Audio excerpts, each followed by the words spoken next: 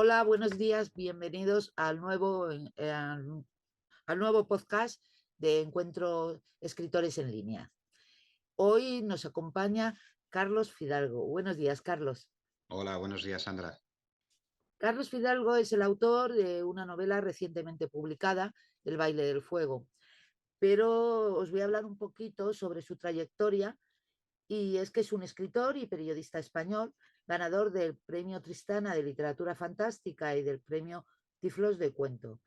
Es redactor y columnista de Diario de León. Debutó en la literatura con la novela El agujero de Hellman, un relato circular ambientado en la guerra de Afganistán con el que obtuvo el quinto premio Tristana de Literatura Fantástica. Luego ha publicado La sombra blanca, que transcurre en las trincheras de la Primera Guerra Mundial, y el libro de relatos Septiembre Negro. Posteriormente, aproximadamente hace un par de años, publicó Stuka, que era sobre el famoso avión que utilizaban los alemanes nazis, para bombardear, y nos hablaba de una historia bastante entretenida entre la guerra civil española y la situación del Berlín anterior a que estallara la Segunda Guerra Mundial. Y ahora nos trae El baile de fuego, que es de la novela de la que principalmente vamos a hablar. Bueno, Carlos, estoy encantada de que nos acompañes, y una de las preguntas que te quería hacer: hay mucha guerra en medio de tus novelas. Sí que es verdad que las tramas son diferentes. Pues, por ejemplo, en Stuka había una historia en la que era la culpabilidad que se podía sentir alguien que había inventado un avión que era un bombardero para utilizarlo en las guerras, y luego los personajes que tenían sus historias de amor. En El baile de fuego ocurre lo mismo. Estamos en una situación bélica, porque es en los inicios, bueno, está dividida en tres partes. Es en los inicios de la guerra civil anterior, que luego, y luego la posguerra, y cuando ya se sale un poco de la miseria en el año 53. Pero todo también es una historia de amor.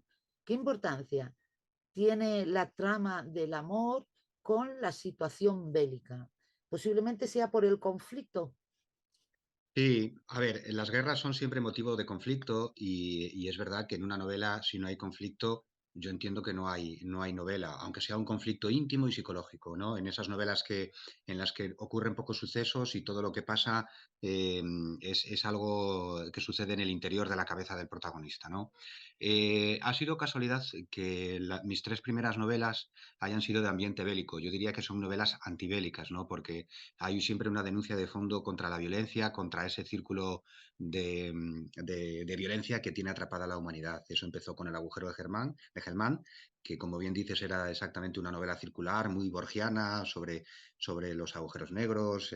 Lo del agujero de Hellman venía por el agujero físico donde se escondían los talibanes y un poco con ese guiño a la ciencia ficción, con la teoría de la relatividad de Einstein, ¿no? Los Sí. viajes en el tiempo y demás.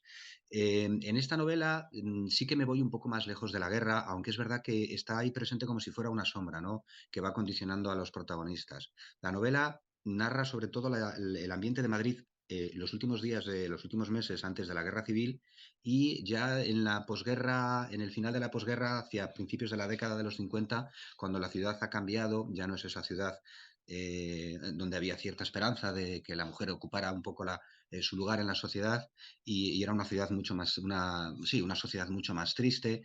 Madrid se está sacudiendo la miseria de la guerra. Entonces ahí la guerra es como el tajazo que separa las dos partes de la novela. ¿Por qué la guerra en mis textos? Porque me fascina. ¿Por qué me fascina? Porque me horroriza. Es verdad que también me fascinan otras cosas que no me horrorizan, y por eso en El baile del fuego hablo de un montón de cosas. Hablo de sirenas, hablo de la literatura de Cunqueiro, hablo de las poetas sin sombrero, hablo de Lorca, que es otro personaje real fascinante, hablo de Ava Gardner del cine de Hollywood, hablo de Frank Sinatra, hablo de Luis Miguel Dominguín. Bueno, creo que es un salto respecto a las novelas anteriores y ya te digo, ha sido un poco casualidad que las tres primeras fueran claramente bélicas. Tengo por ahí alguna cosita pendiente de publicar que tampoco tiene mucho que ver con el ambiente bélico. Bueno, es el ambiente bélico porque realmente no es que sean novelas bélicas, porque Mm. no ensalzan para nada ni No, no, la no. guerra, todo lo contrario, porque además, tanto en Stuka como aquí, en El baile del fuego, que son las dos que he leído, tengo que Ujú. reconocerlo, pues lo que prima es la defensa de los derechos de la mujer. Sí, sí, eso es un vínculo que une las dos novelas, es verdad, porque Stuka aparentemente parece que es la historia de un avión siniestro, ¿no? De una máquina de matar, de un ingenio de los nazis que se convirtió en un símbolo de la barbarie, sobre todo en los primeros años de la Segunda Guerra Mundial. Pero el trasfondo de Stuka es una historia de violencia, la violencia que sufren las mujeres en tiempo de guerra. Ajá, Y el baile del fuego también es una reivindicación de la condición de la mujer en la Segunda República. sí, Arranca en los clubs femeninos, el Club Liceum, el Ateneo Maguerit, eh, esos momentos en los que las mujeres se asocian, empiezan a tener actividades culturales, empiezan a reclamar su sitio también en la literatura española. Es el caso de La Sin Sombrero, de sí. Ernestina de Champurcín, de las pintoras Maruja Mayo, en fin, una época muy interesante que de hecho se llama la Edad de Plata de la cultura española y que, por lo menos en los libros de historia de la literatura, Aparecen. hasta cuando yo estudiaba, la Edad de Plata era la generación del 27, era Lorca, era Dalí, era Buñuel, pero no era Ernestina de Champurcín, no era María de Maeztu, no era Zenobia Camprubí. Entonces, bueno, afortunadamente eso se está solucionando ahora porque esa invisibilidad que tuvieron esas mujeres artistas en los años 30 respecto a sus muchas veces parejas, porque por ejemplo Ernestina de Champurcín era la esposa de Juan José de Domechina, Sí, María Teresa León era la pareja de Rafael Alberti. Alberti, Zenobia Camprubí era la mujer de Juan Ramón Jiménez, ¿no? Bueno, pues esa visibilidad que entonces no tuvieron, no alcanzaron del todo, afortunadamente se está recuperando ahora y se está reivindicando, ¿no? Entonces este libro sí quiere unirse también a esa corriente de tener personajes femeninos fuertes que al final sinceramente, yo creo que son incluso más interesantes que cualquier personaje masculino que esté corriendo aventuras y correteando de un lado para otro, sinceramente te lo digo. A mí Ujú. me parece muy interesante, al hilo de lo que estás diciendo, el reconocimiento de esas mujeres, porque yo como mujer y además como lectora, pues la verdad es que prácticamente me he pasado toda la vida leyendo autores en lugar de autoras. ¿Por Claro. qué? Porque no las desconocía y ha sido a raíz de este movimiento, por decirlo así, de publicación de las Sin Sombrero, por ejemplo, el libro, las biografías que ha realizado también José Luis Ferri sobre Maruja Mayo, las Ujú, poetas del 27, pues realmente es que he conocido que había otra cultura que a mí no me han enseñado, evidentemente, porque yo estudié en los años 70, con lo cual no he estudiado para nada y que no he leído, que me he acercado posteriormente. Y me parece muy importante que a través, aunque sea de novelas o bien por artículos de prensa o libros dedicados a sus biografías, se publicite que había otras escritoras tan buenas como sus compañeros masculinos o incluso algunas mejores y que todas las mujeres, incluso las más jóvenes, incluso los hombres, pues que vean que la cultura no la han hecho solo los hombres, sino ujú. que también nosotras, en la medida de cada una, pues tenemos un lugar, ¿vale? Sí, efectivamente, había un prejuicio en aquella época, un Sí, prejuicio que estaban consiguiendo romper en asociaciones como el Club Liceum, ¿no? O el Ateneo Magritte, eran sitios donde los hombres entraban por invitación de las mujeres. Fíjate sí, qué sí, sí. revolucionario, ¿verdad? Eso a mí Sí. cuando lo leí me encantó. Bueno, voy a comentar lo que es la sinopsis de la novela por si alguien quiere saber exactamente de qué va. Espérate que la encuentro. Aquí está. Es una Y, historia de amor insólita. sí, sí. Y aquí tenemos el libro, Ujú, ¿vale? Para que lo conozcan. Y bueno, eh, a- empieza así en lo que viene la contraportada. Amalia Quiroga interpreta un fragmento del Amor Brujo en el piano de cola del Club Liceo en la Casa de las Siete Chimeneas. Y Vicente Yebra, aspirante a fotoreportero, del que es mejor no fiarse, se le rompen todos los esquemas. Nunca ha visto una mujer al piano, nunca ha contemplado a nadie tocando una pieza con tanta energía. Y nunca se hubiera imaginado que esa noche, a punto de asistir a un recital de Lorca, iba a ser el comienzo de una historia de amor insólita. El baile del fuego Es una intriga vertiginosa, una pasión que nace con un beso súbito. Se queda en suspenso durante la Guerra Civil y reaparece en un local canalla de la Gran Vía de Madrid frecuentado por estrellas de cine y toreros, y donde aún resuena el eco de una sirena como la que imaginaba Álvaro Cunqueiro. Bueno, pues aquí tenemos, pues eso, una historia de amor narrada en tres partes. La primera es al inicio, bueno, al final de la República, previo a, a la Guerra Civil Española, el lanzamiento. Luego otra que es sobre el año 35, El 36, 39, sí, el justo 39, al acabar la guerra, es justo la cuando segunda acaba la guerra. parte, se titula La Sirena. Sí, El amor es la primera parte, La Sirena la segunda, El fuego sí. es la tercera. Sí, ese es El el momento tercero en es el en que el 53. Pero ese es el momento en el que Vicente Yebra emprende un viaje a Mondoñedo en busca sí, del rastro de Amalia Quiroga, sí. Y es un viaje en el que le ocurre de todo. sí, y ahí entra el elemento fantasía que tiene tu Sí, novela.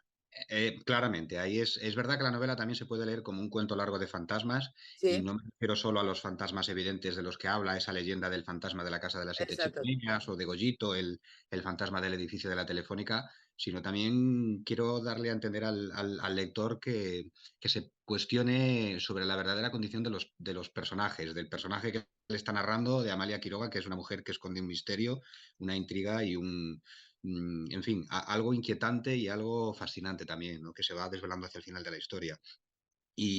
Pero bueno, la parte central podría ser una especie de viaje onírico al universo de Álvaro Cunqueiro, que era un universo poblado por Sinbad el marino, por Merlín el mago y por las sirenas míticas, ¿no?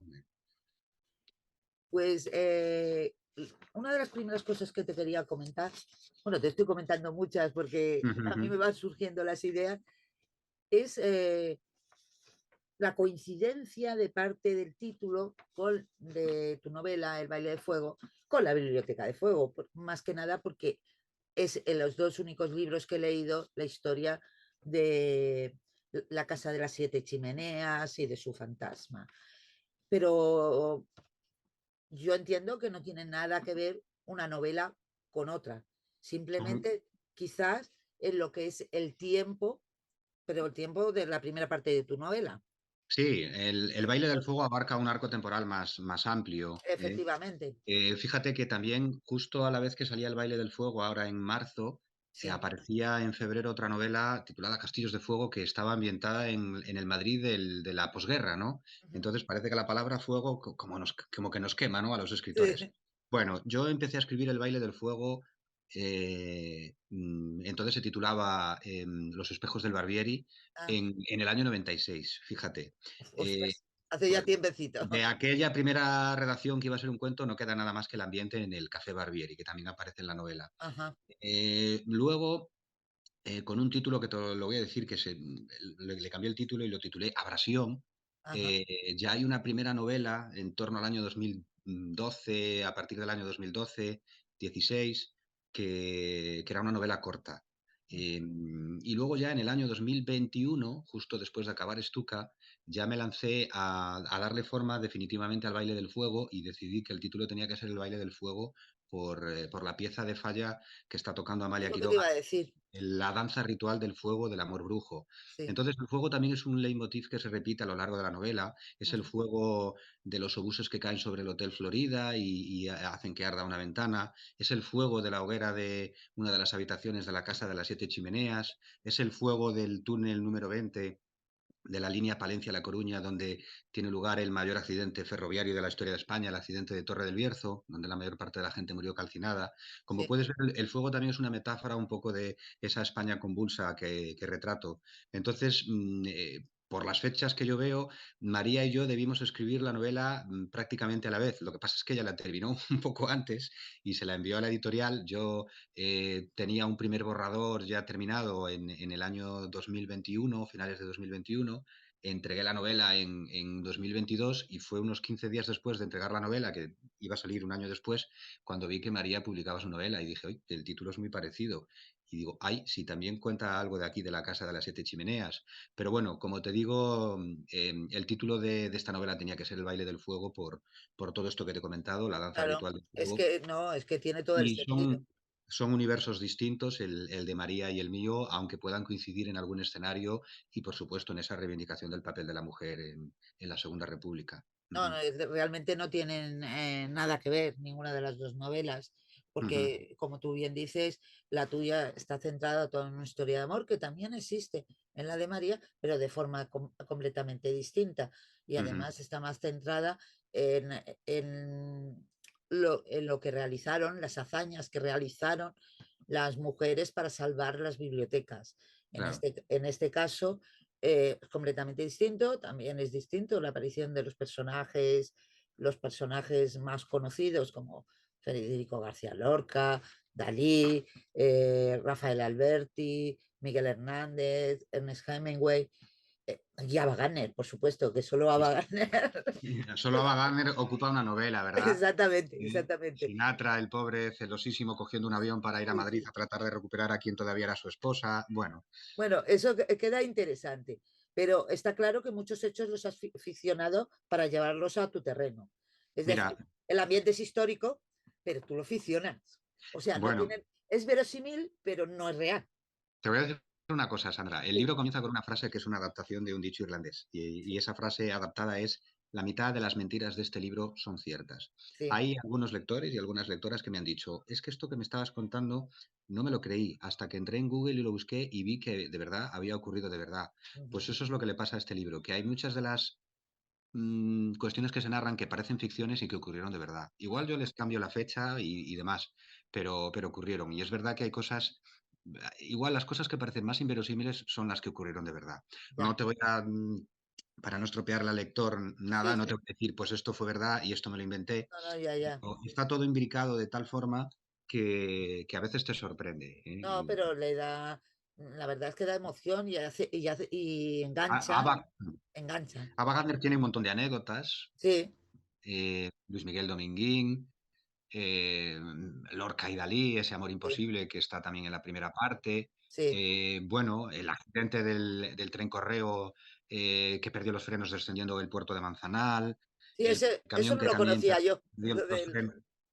Pues fíjate, bueno, eso es, la novela anticipa ese accidente, de alguna forma, es como una sombra que se cierne sobre ese ferrocarril, estamos en el año 39, el accidente ocurrirá 5 años después, y como te digo, es el peor accidente en la historia de los ferrocarriles de España porque murieron 100 personas calcinadas en Ajá. ese túnel. Fue un triple choque de trenes, el tren que perdió los frenos, que arrolló a su vez a una máquina de maniobras, en la estación de Torre del Bierzo, chocaron en la boca del túnel número 20 y otro tren que venía en dirección contraria, cargado de carbón, los arrolló a su vez. Se formó Ah. una bola de fuego en el interior del túnel y esa gente pues ardió como los fotogramas de Vicente Nieto y el personaje, el fotógrafo real en el que se basa Vicente Yebra. ¿Qué es lo que te iba a decir? Porque Mm, investigando, porque a mí me gusta mm. investigar después de leer una novela, sobre todo si hay de entrevistar, pues que se basa en un personaje, pero Vicente Yebra miente mucho.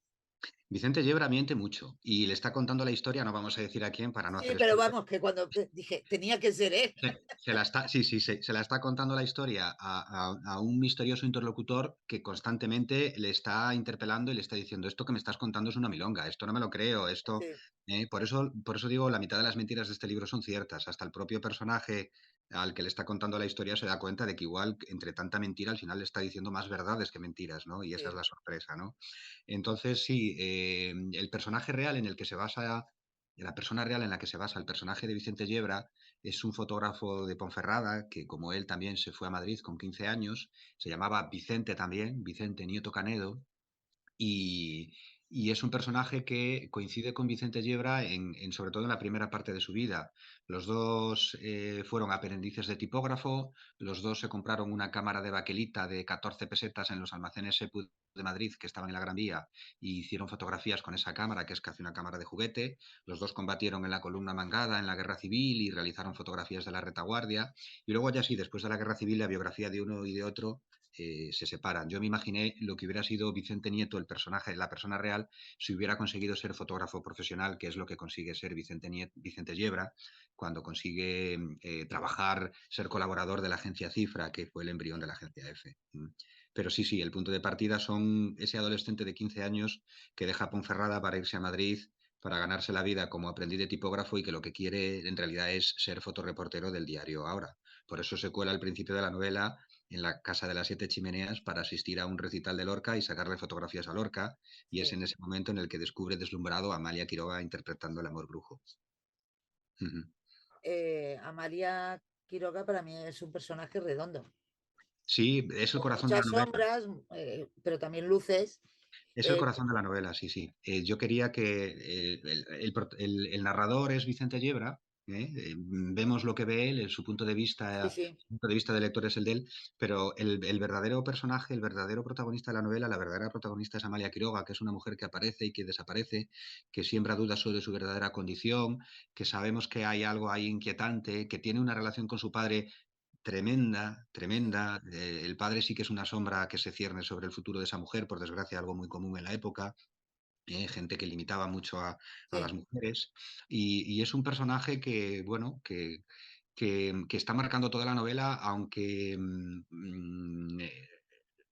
pueda pasarse el tramo central de la novela ausente, pero es una ausencia presente, no sé cómo Sí, explicarte. sí, que, Eh, vamos, no eh, eh, desaparece, aunque no se hable Está, nunca. está siempre en la cabeza de Vicente porque ha habido un hecho muy dramático al final de la primera parte que los ha Sí, separado y que ha marcado a Vicente, voy a decir, de por vida. Ujú, sí.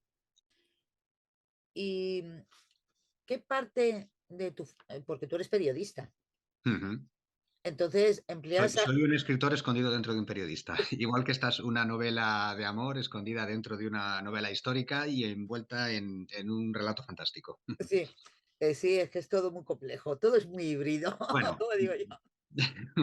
Eh, Eres periodista, pero bueno, Truman Capote también era periodista y sin embargo es genial como ha escrito y ha escrito de todo. ¿En qué punto te afecta a ti el ser periodista a la hora de escribir como novelista? Ujú. ¿O es Bueno, una cosa mira, que se interrelaciona en parte? Porque se también es cierto interrelaciona. que... En este libro, la parte de periodista, en primer lugar, me ha servido para documentarme. Ajá, Algunos de los sucesos, de los reportajes que yo he publicado en el Diario de León, me han servido para darle contenido a este libro, sobre todo la parte central, la que transcurre en el accidente de Torre del Bierzo, en sí, el accidente del camión que pierde los frenos a la entrada de Ponferrada. Eso parte de reportajes que he publicado en el Diario de León sobre el pasado de Ponferrada y del Bierzo. sí, La parte del lenguaje, sí que voy a un lenguaje directo donde procuro no saturar las frases de adjetivos, que no resulte pomposo, que mm, resulte accesible, pero que a la vez resulte poético. A mí me eso se gusta, nota. yo quiero creer que la prosa que yo escribo es una prosa poética, sobre todo en La sombra blanca se nota más. Y este libro tampoco es arbitrario el homenaje a la poesía que hay en él, ¿no?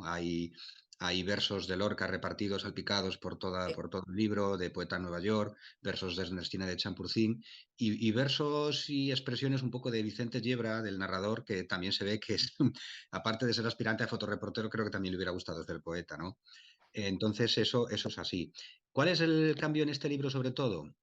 Bueno, los periodistas cuando nos ponemos a ficcionar y siempre tenemos yo creo que es algo que nos lastra, ¿no? Que a la hora de volar con la imaginación, que es que nos pegamos siempre a la realidad porque venimos del periodismo en el que no se puede mentir, ya. pero eso tenemos que sacudírnoslo, porque al fin y al cabo lo decía Vargas Llosa, una novela es una mentira con apariencia de verdad y tenemos que mentir. Entonces yo aquí deliberadamente vine a mentir y vine a mentir con un personaje mentiroso, aunque luego es verdad que entre tanta mentira igual resulta Sí, que dice más verdades, ¿no?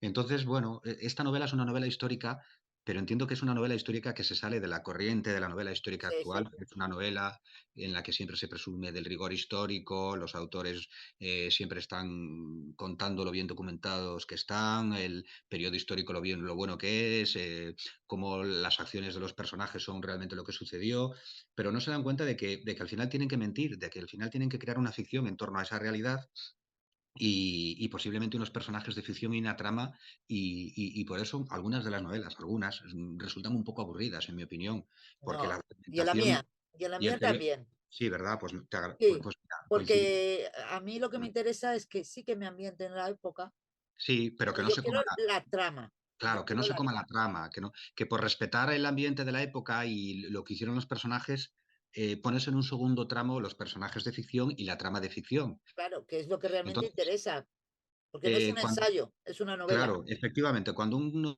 novelista, cuando un autor de novela histórica presume del rigor y de la verdad que hay en su novela, yo creo que en realidad lo que está es tirándole piedras a su novela, porque la novela es mentira y tú tienes que mentir. Entonces yo en esta novela reivindico la mentira.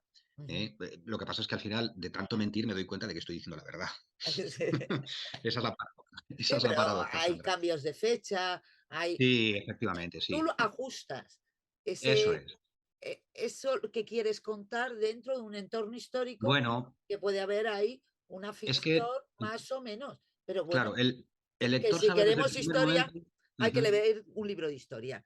Y si queremos novela histórica, pues como bien eso dice la es, palabra, vas a leer ficción, aunque esté bien efectivamente. ambientada, y luego te haga ir a buscar el libro de El historia. libro de historia, eso es. Sí, Pa- sí, a mí también me parece un error aprender historia por por las novelas históricas. Me parece un error porque nos puede llevar a tergiversar la realidad y a inventarnos un mundo de Yuppie o un mundo más terrible de lo que fue. En este caso, en El baile del fuego, el lector está avisado desde el principio de que no se puede fiar mucho del narrador. Sí, ¿Eh? Porque el narrador miente o parece que miente y el propio interlocutor del narrador le está diciendo, pero ¿qué me estás contando? Pero eso no sucedió así, es imposible que Lorca y Dalí se vieran en Madrid un mes antes de la guerra. No, no, no, esto que me estás contando no se lo cree ni el tato. ¿Eh? Entonces, bueno, el lector sabe que le están mintiendo. Lo que pasa es que al final descubre que igual le estaban diciendo la verdad claro, porque el con personaje algunas cosas. es el contrapunto en cuanto a la verdad y la mentira, el Sí, personaje sí, con el que está Vicente Yebra, por sí, no sí. decir el nombre. Bueno, pues sí podemos adelantar algunas cosas sin decir el nombre, porque para no hacer spoiler. Aparte que ese personaje está ahora muy ocupado en el Festival de Cine de Cannes. No decimos nada más.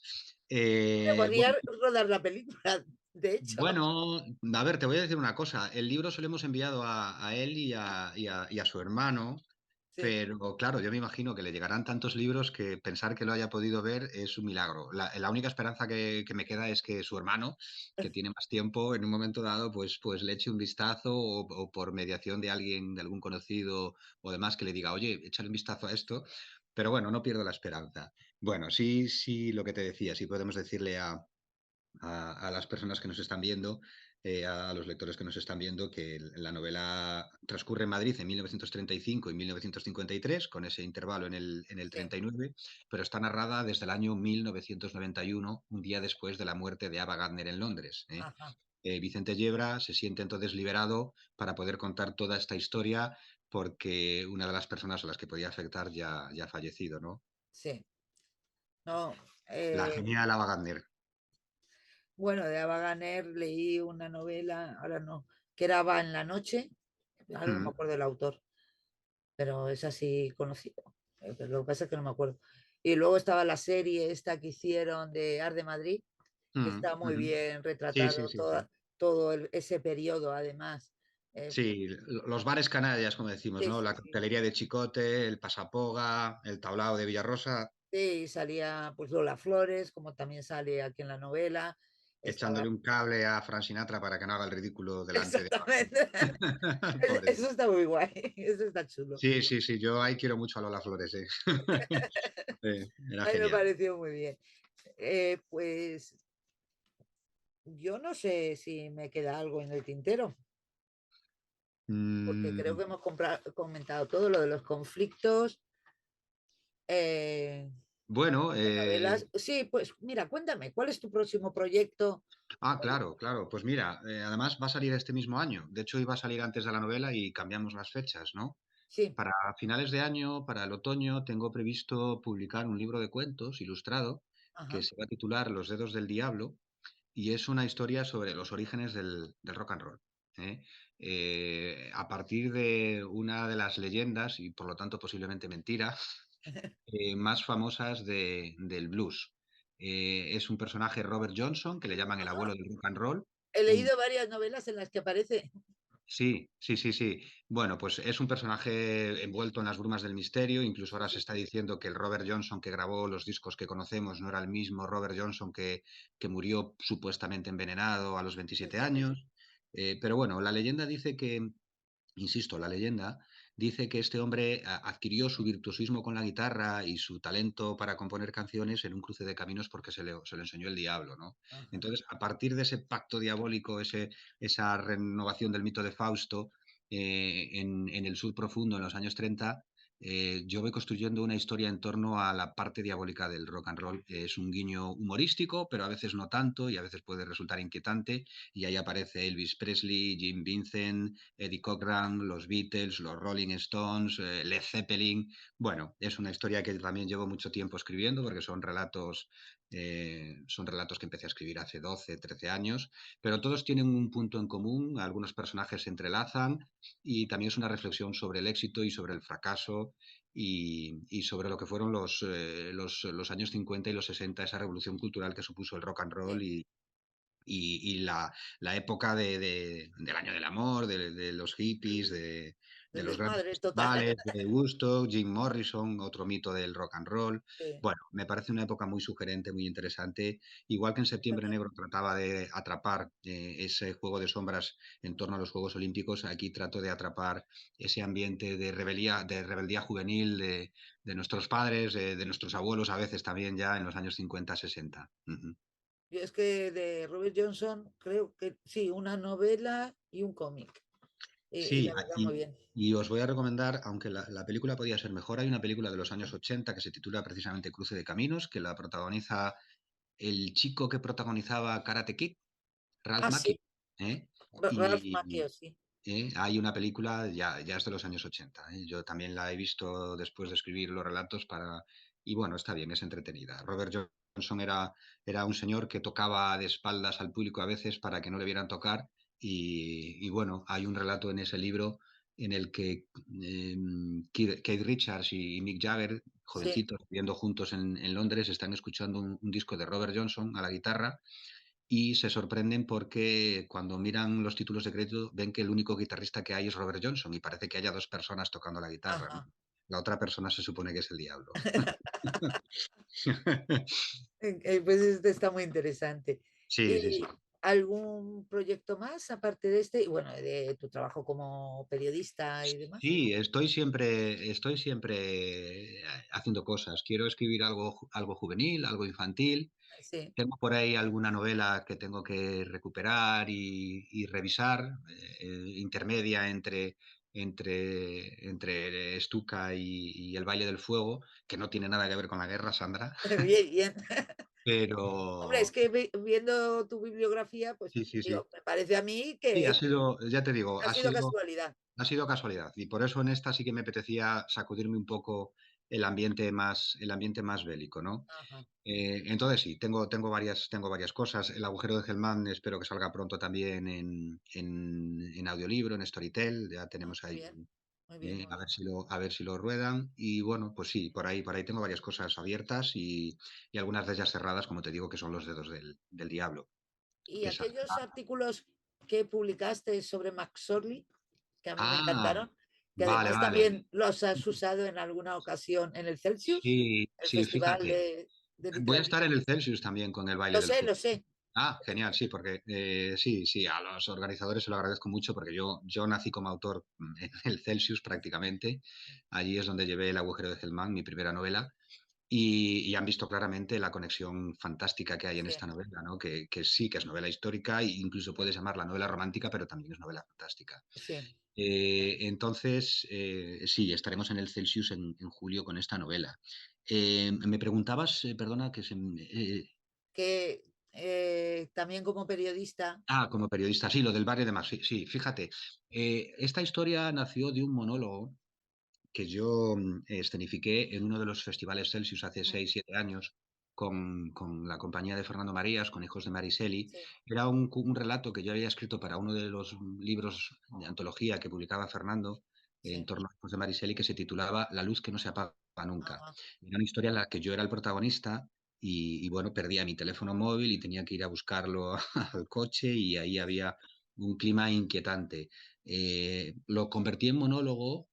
Solo tenía como atrecho una bombilla que se encendía y un teléfono que sonaba y lo representé en un Celsius. Entonces, a partir de ahí, en la pandemia, utilicé ese relato para escribir una serie de un diario de pandemia, pero distinto al que se estaba haciendo en la Sí, mayoría de los periódicos, y mezclé ficción y mi realidad, encerrado en mi casa yo solito, con ese relato en el que en el que había perdido mi teléfono móvil, ¿no? El baile de Max Orley se refiere a la taberna Max Orley de Nueva York, que sí, es un escenario y un ambiente que me encanta, es la taberna más antigua de Nueva York y no ha cambiado prácticamente en 170 años, abrió en torno a la época de la Guerra de Secesión. Y yo estaba leyendo en aquella época una novela muy, muy buena, que era El crimen de la estrella del mar, una novela ambientada en un barco ataúd irlandés que sí. recorría el Océano Atlántico desde la Gran Hambruna de Irlanda hasta Nueva York. Y yo me imaginaba que encima de mi cabeza, en el desván de mi casa, empezaba a oír ruidos raros, ruidos extraños que me recordaban a uno de los personajes de esta novela que arrastraba su pata de palo por la cubierta de la estrella del mar.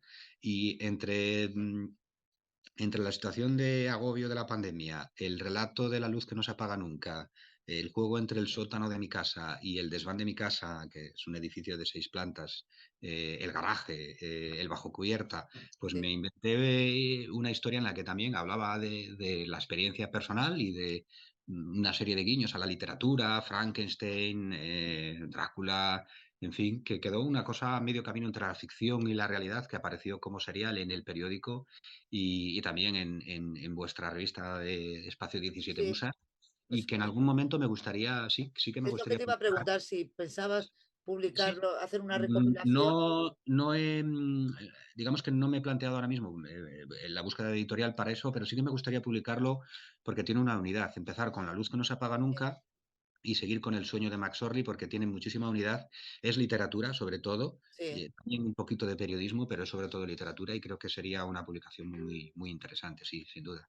Ujú. Bueno, pues creo que ya hemos llegado al fin. Ha sido Ujú. muy entretenido. Espero Ah, verte. Dime. sí, os quería enseñar, os quería enseñar a ver si la cámara lo coge. Ajá, Os quería enseñar algo que he comprado en los almacenes Sepu de Madrid. así. A ver. Una cámara como la que emplea Vicente Yebra. Eso es, esta es una cámara de baquelita, Ajá, eh, este es el mirador y sí, las fotos se hacían así. Aquí está el obturador, ¿se oye? sí, sí, Bueno, sí. los almacenes Sepu ya no existen, ahora es Primark.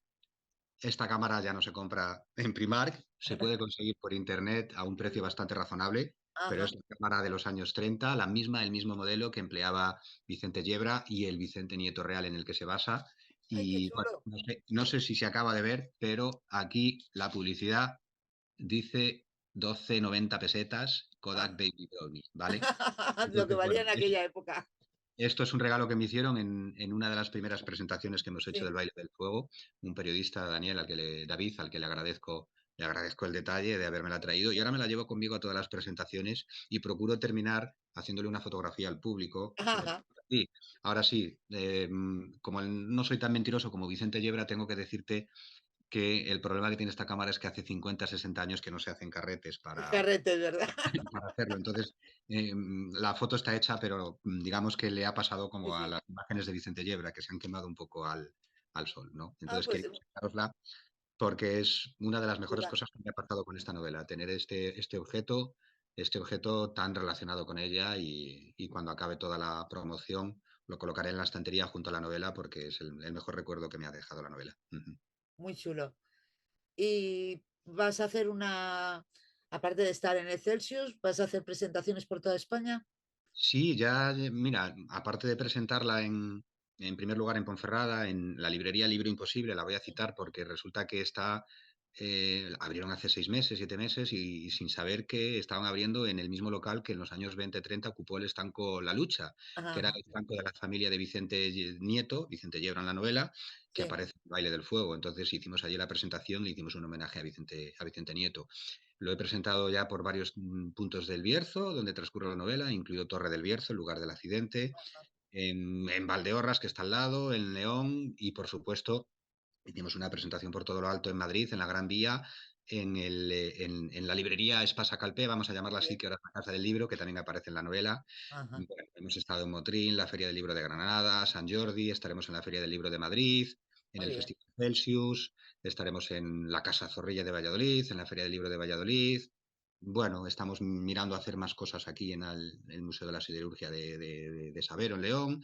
Ayer estuve en otro museo precioso, que es el Múnich de Carracedelo, en el Bierzo, en los Ajá, jardines, en clubs de lectura. Sí, estamos moviéndonos porque la novela está funcionando bien sí. y nos están llamando a la editorial y a mí para interesarse por ella. De hecho, vamos a hacer también para medios en Madrid un paseo literario por los lugares de Madrid, de la Gran Vía de Madrid, sobre todo, Eso está muy chulo, lo de los en los paseos que transcurre, literarios. pues vamos a empezar en la coctelería Chicote y como está todo a 15 minutos Sí, realmente, pues nos vamos a acercar a la Casa de las Siete Chimeneas, al edificio de la Telefónica, al antiguo Hotel Florida, que aparece sí, también en la novela, aunque ya el edificio lo derribaron en los años 60, está en la Plaza Callao, en su lugar levantaron Galerías Preciados, que ahora es el Corte sí. Inglés, y acabaremos en el Café Barbieri. Entonces es un recorrido también muy chulo, muy bonito, que me apetece mucho ofrecérselo a determinados medios que ya han confirmado su existencia y salpicarle todo el paseo de anécdotas relacionadas con Goyito, con el fantasma de las siete chimeneas, Sí. con Hemingway y dos pasos enfadados en el Hotel Florida, atacado por la artillería franquista, los espejos del Café Barbieri, que son un poco valle inclanescos. Bueno, es como digo, un escenario muy sugerente y a mí me gustaría que en algún momento los lectores se dieran cuenta de que pueden dar este paseo en 15 minutos y si vienen a Madrid o si son de Madrid, que, que se fijen un poco en lo que tienen a su alrededor, porque los Porque edificios destila historia. esconden muchísimas historias, Sandra, efectivamente. Exacto. Pues nada, muchísimas gracias por haber compartido este ratito con nosotros. Y nada, esperando que vuelvas a publicar. Sí, volveremos con los dedos del diablo. Pues nada, Muchas gracias, Sandra. Ha sido un rato genial, un rato estupendo y te agradezco mucho todo el tiempo que le has dedicado a la novela, ¿vale? Y que le vale. estás dedicando. Gracias. Gracias. Hasta la vista.